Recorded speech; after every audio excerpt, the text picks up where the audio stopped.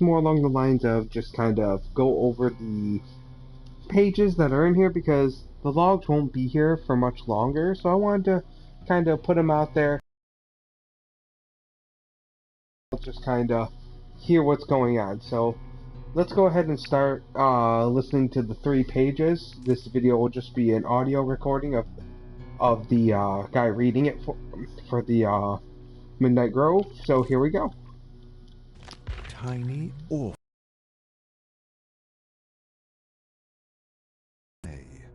The Forever Horror. Welcome one, welcome all to the Moonstone. Please enjoy today's special pumpkin ghoul pie with, may I suggest, a cup of frankenspice coffee, while I do my best to entertain you with tonight's story. This one comes from a challenge I received from friends to tell a scary story that could go on forever. I'm not sure if it's as scary as it's gross, but it's certainly fitting for Halloween, and it takes place in medieval Europe. I call this one Tiny Awful Things, but my friends are telling me I should probably call it The Forever Horror. Have a listen, and let's discuss afterwards. There was no doubt Lucien was a coward. He was strong and clever and fast, but a coward nevertheless. That's what made being drafted into the king's army and marched into battle all the worse. Not wanting to put himself in harm's way, Lucien thought of a clever plan to avoid injury or even death. As soon as the horns blared and the infantry charged into the fray, Lucien executed his cowardly plan. He let loose a war cry like none other, rushed forward with his sword raised. Then, when no one was looking, when he heard the clash of iron and the agonizing screams of dying soldiers, he made himself tumble to the ground where he played dead and hoped for the best. Lucien was so scared that despite the stink of rotting humanity, he kept his eyes closed for several days, until he felt someone or something tapping his shoulder. When he opened his eyes, he found himself staring up at a man in dark robes, holding a bloody scythe. Lucien was staring at death. Or at least, that's what he thought. Actually, it wasn't death at all, but a lower-dimensional demon making the rounds, making mischief, pretending to be death, looking for someone, anyone, to torment. And if you know anything about lower-dimensional demons, you know that they absolutely delight in tormenting cowards. Cowards and narcissists. And so this lower-dimensional demon stared at Lucien with glowing red eyes and told him his time had come and asked if he had any last requests. Lucien, of course, extended a trembling hand and begged for his life. As the demon laughed and shook its ugly head, a thought came to Lucien, and he quickly begged for one last meal. The demon stepped back, smiled, and said he would entertain his last request. He told him he would allow him to live for as much time it would take for him to fill his belly with whatever he could find on this battlefield. No, not battlefield, buffet. This buffet of death. Lucien didn't know what to do. He didn't know what to eat. He wasn't a cannibal, and he certainly didn't want to commit any kind of sin before dying. He was about to surrender to his fate when he felt something squirm by his hand.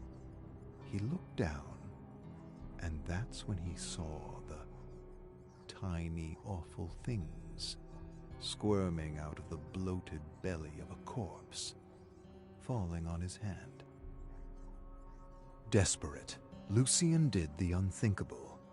With a miserable sigh, he plunged his hand into the rotting belly, felt around the stinking, oozing innards, and soon pulled out a dangling white maggot. Swallowing a thickness in his throat, he held the tiny, awful thing up in the moonlight, then opened his mouth and let the maggot plop onto his tongue.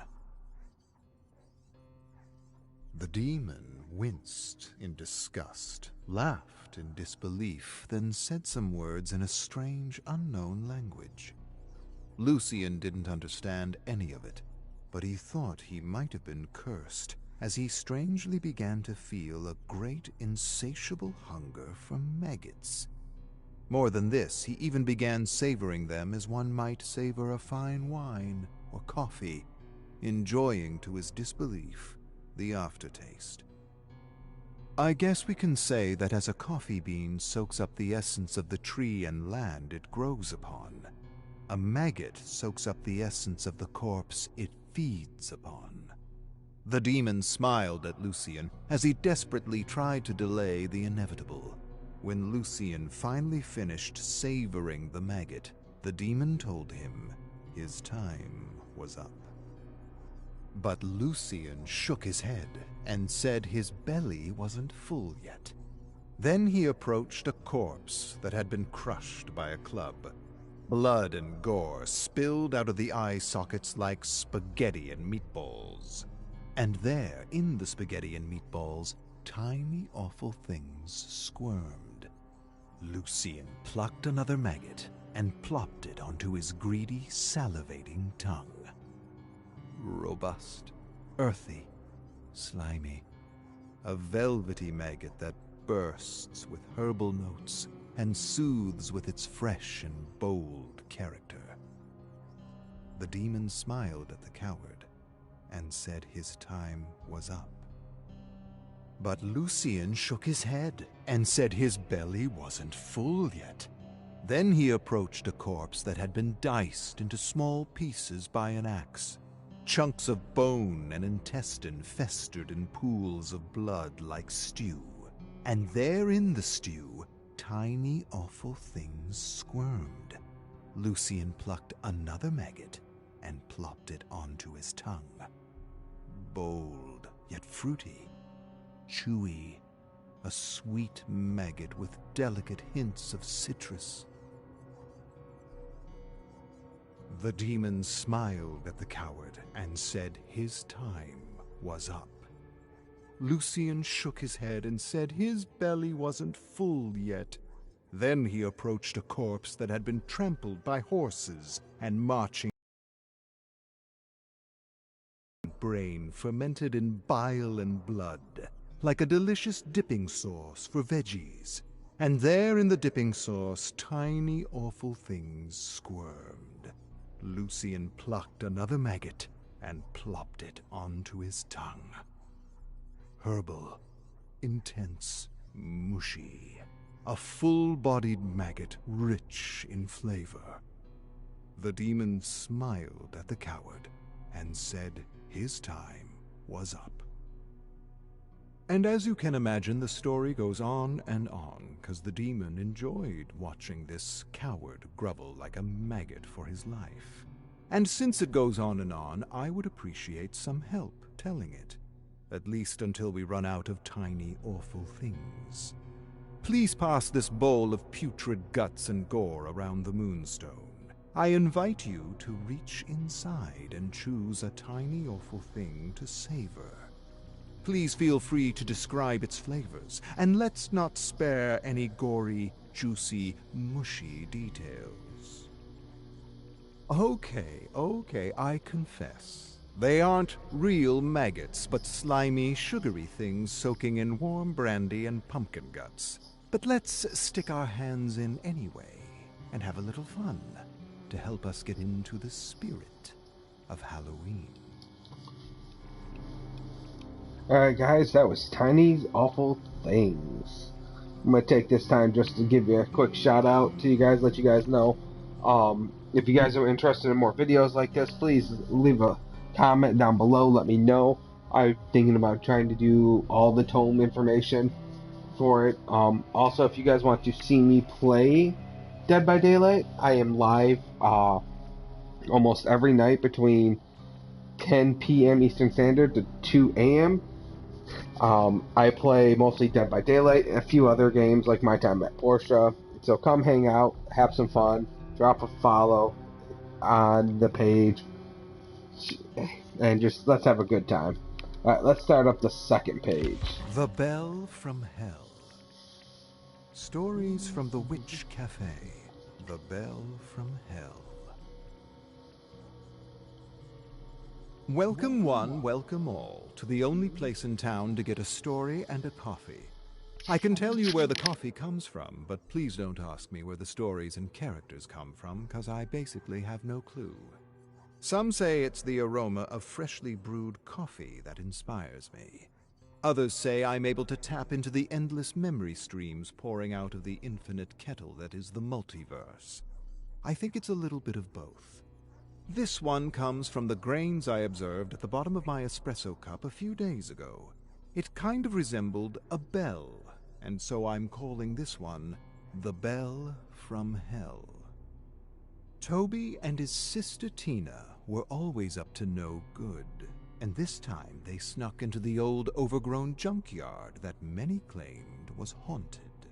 Despite the rumors, the teens played in the rusty wrecks, honking horns, kicking windshields, and of course, scaring each other to hell.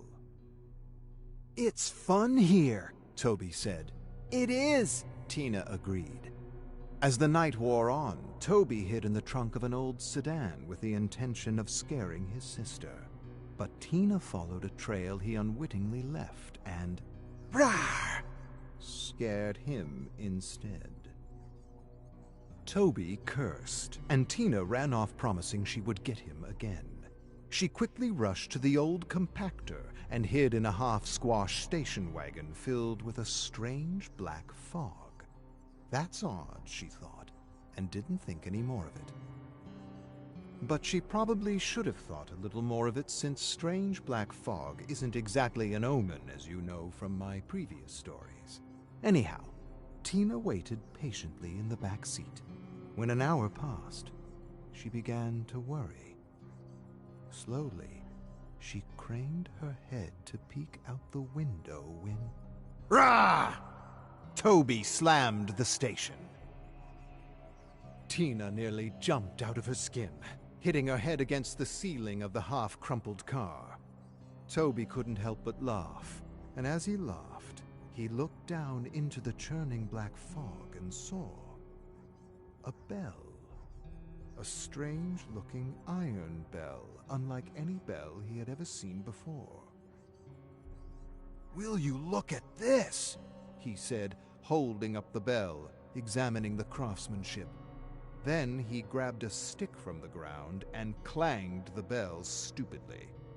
Clang, clang, clang. The ominous ring echoed through the abandoned junkyard as the black fog thickened and swirled around them. But before they could say anything about the strange fog, the compactor came to life. Whirr! Tina felt her heart fall into the pit of her stomach, and she screamed in horror. Toby dropped the bell, grabbed her hands, and yanked her out just in time. Breathlessly, they watched the station wagon as it creaked and groaned and shattered into scrap. There was a long, tense silence as they wondered what had given sudden power to the otherwise rusted and broken. The bell rang again, this time behind them. Tina exchanged a look with Toby and swallowed a growing thickness in her throat. They turned slowly to face nothing. Absolutely nothing. Nothing but the swirling fog. It was probably just their imaginations. Or was it? For just as they released a collective sigh, the bell rang once again, and something suddenly materialized out of the fog. Within moments, they were face to face with a wraith. The wraith instantly grabbed Toby by the neck with one arm and lifted him high in the silvery moonlight, his feet dangling, his arms flailing, his lips quivering with fear. Tina gasped and stumbled back to her haunches. The wraith smashed Toby against the ground with a powerful thud. He raised a rusted wheel wrench and proceeded to bludgeon his head to scrap, blood and gore splattering everywhere. Then the wraith turned to face Tina with his creepy bell and dead eyes. Covered in her brother's warm blood, Tina screamed until her lungs gave out and waited for the bell to toll. Now, what the siblings didn't realize was that they had entered a kind of dimensional pocket that had brought them to another world. See, there are these pockets or holes in the world that lead to all kinds of dark places. Places that defy reality. Dark places that make all our combined depictions of hell seem like a flower garden. But that's another story for another dark and creepy night. Let's just say that for Toby and Tina, death was not an escape. Alright guys, that was The Bell from Hell. Interesting story. Poor Toby and Tina didn't make it out alive. Let's see what the last story has to offer. Wrath of the Killer Pumpkins. Stories from the Witch Cafe. Wrath of the Killer Pumpkins. Welcome one, welcome all to the Moonstone Cafe. Tonight, seeing as we just made a batch of pumpkin spice cheesecake to go with our famous Halloween latte, I thought a story about pumpkins might be fitting. This story was told long ago in a village that once stood very close to where we all stand now, and I call this one Wrath of the Killer Pumpkins. The widow's name was Ulla, and more than anything, she wanted to win the annual Pumpkin Festival. Not just for the prize money, but to impress her 6-year-old daughter, Rebecca, who loved everything about pumpkins. Their texture, their shape, their color, their smell, everything. But Ulla's pumpkins were nothing compared to her neighbor's pumpkins. Her neighbor Mona won the Pumpkin Festival every year, and she seemed to have a secret for growing perfect pumpkins. That's not to say Ulla's pumpkins were bad. They weren't. They just weren't very special. At best, they had been described by the great pumpkin judges as average. Average height, average width, average color, average smell, average. And average didn't win awards. Well, not wanting to be average anymore, Ulla decided she needed to know Mona's secret. So one morning, she waited until Mona left for the market, and when she knew the coast was clear, she did the unthinkable. She snuck into her house. To Ulla's amazement, the kitchen was filled with glass jars containing pumpkin seeds of every variety. Each jar had a label that included a name, instructions, and some very peculiar symbols. Reading the labels, Ulla felt a cold shiver run through her body. She couldn't make sense of the names or symbols, and for a moment, just a moment, she suspected witchcraft. Part of her wanted to run, but the other part, the part that hated to lose, wanted a little help, a little boost, a fighting chance to win the festival and make her daughter proud. Ignoring her better instinct to run, Ulla found a jar labeled Mortificus Cucurbus. She scrutinized the label and read that these seeds would produce the biggest and brightest pumpkins, but that they were still quite unstable. The seeds were unstable. Ulla winced, and she had no idea what that meant or how pumpkin seeds could be unstable. She continued to read a warning: no blood, especially at night. She laughed out loud. Who in their right mind would feed a plant blood? Who would heed such a warning? And for a moment she really thought that maybe, just maybe, Mona was a witch.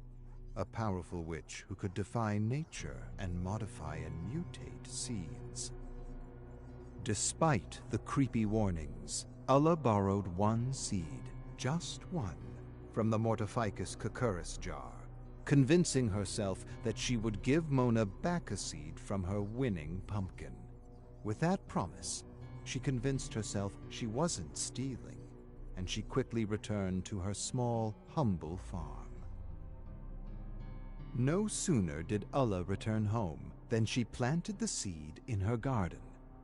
To her amazement, there was a visible pumpkin growing the very next day, and every day after that, more pumpkins appeared, linked to a thorny green vine, unlike anything she had ever seen before. Well, to be sure, Rebecca jumped up and down with joy at the sight of the massive pumpkins. She couldn't stop hugging and measuring and sniffing the pumpkins. When the time came, Ulla told Rebecca to choose a pumpkin for the festival. And as she selected the choicest pumpkin from the patch, she got so excited that she tumbled into the thick green vines and cut herself against the thorns. The vines and pumpkins trembled momentarily with sudden life. Wind and proceeded to dress her daughter's wounds. Then she placed the chosen pumpkin on a wheelbarrow and pushed it to the market to face the judges of the Great Big Pumpkin Festival. It didn't take long to declare Ulla the winner, and Rebecca jumped up and down, and she screamed and celebrated that they had finally won the festival. Ulla reveled in her daughter's joy and felt a great surge of pride. But that joy was short-lived when Mona suddenly emerged from the crowd, admiring the winning pumpkin and sniffing it as though searching for a signature scent, a telltale, proof that Ulla had stolen one of her seeds. Then she put her ear to the pumpkin and locked eyes with Ulla. For a moment, it seemed as though she wanted to say something. But then Mona smiled, gave the pumpkin a gentle caress, and walked away. Ulla watched Mona until she disappeared, and she told herself she would gut her winning pumpkin and return a seed back to Mona just as soon as she returned home.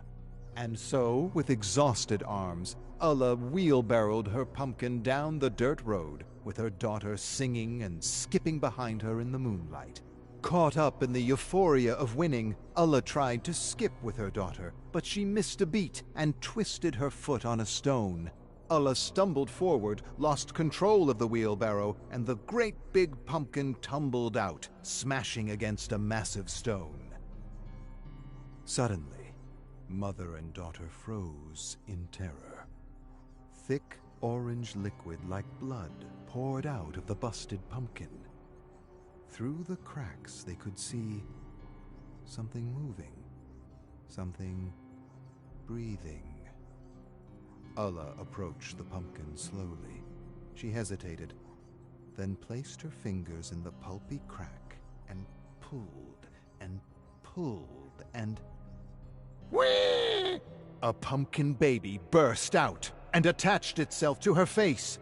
Pulp dripping down her face and back, Ulla ripped the pumpkin baby off her face and smashed it repeatedly against the ground as it wailed and screamed and finally died. Then she dropped the limp, pulpy corpse in the grass and watched it melt into a thick orange puddle of steaming pumpkin pus. Ulla grabbed her daughter by the hand and rushed home, but when they reached home, the whole farm had been overrun by gigantic bright orange pumpkins and thick vines with thorns like knives. Wanting to burn the pumpkin patch down, Ulla held her daughter close, and she led her to the shed as the vines trembled, slithered, and brushed by their feet. Then, all at once, the vines coiled around their ankles and... whap! Mother and daughter hit the ground as throbbing vines wrapped around them like hungry snakes. Ulla stared in horror as massive pumpkins seemed to suddenly hatch like giant orange eggs in the moonlight. From those pumpkins came creatures staggering on 2 legs with long, clumsy vines for arms. And as these killer pumpkins closed in on Ulla, she noticed they had orange and green skin and thick thorns for feet, and the faces. They resembled her daughter. Before she could make sense of what she was seeing, an evil vine coiled around her neck and head, and thirsty thorns pierced her skin and gorged on her blood, as hundreds of newborn pumpkin monsters wailed at the moon, and a cold darkness swept over her. As for the younglings, they grew and multiplied and went on a murderous rampage throughout the town. But rest assured, they were finally stopped by a few good witches with some pretty powerful spells. But that's another story for another dark and creepy night. Let's just agree that we shouldn't mess around with pumpkin seeds, and that we prefer to eat our pumpkins than be eaten by them. Well, everybody, that was the story from the Witch's Cafe, Wrath of the Killer Pumpkin. Thank you for coming out. Thank you for taking your time and watching the video. Again, if you wish to see more content like this, please just leave a comment down below. Let me know what you guys think. And you guys have a wonderful night. And again, thank you for stopping by.